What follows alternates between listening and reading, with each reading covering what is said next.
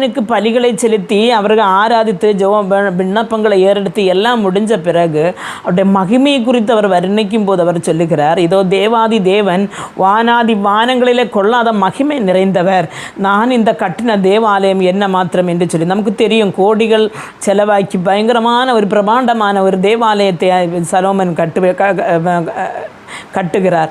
ஆனால் அவர் சொல்லுகிறார்னு சொன்னால், இந்த ஒரு ஆலயத்திலே ஒதுங்கக்கூடியது அல்ல தேவனுடைய மகிமை என்று அவர் சொல்லுகிறார். இந்த பூமி அகிலமும் நிறைந்திருக்கிறவர், ஆகாய மண்டலங்களிலே எல்லாம் நிறைந்திருக்கிறார். வானம் எனக்கு சிம்காசனம், பூமி எனக்கு பாதபீடம் என்று சொல்லி வசனம் சொல்லுகிறார். அந்த இவ்வளவும் பெரிய ஒரு தேவனுக்கு நாம் கட்டுகிற மண் கூடாரங்கள் ஒருபோதும் அவர்களுக்கு தங்காது. ஆனால் என் அருமையான தேவனுடைய பிள்ளைகளே, நம்முடைய இருதயம் என்று சொல்லுகிறது தேவன் தங்குற ஆலயமாக இருக்கிறது. நாம் அதை உண்மையோடும் நீதியோடும் நிர்மலத்தோடும் நாம் காத்து கொள்ளும் பொழுது நம்முடைய மகிமை நம்முடைய இருதயத்திலே வந்து இறங்கி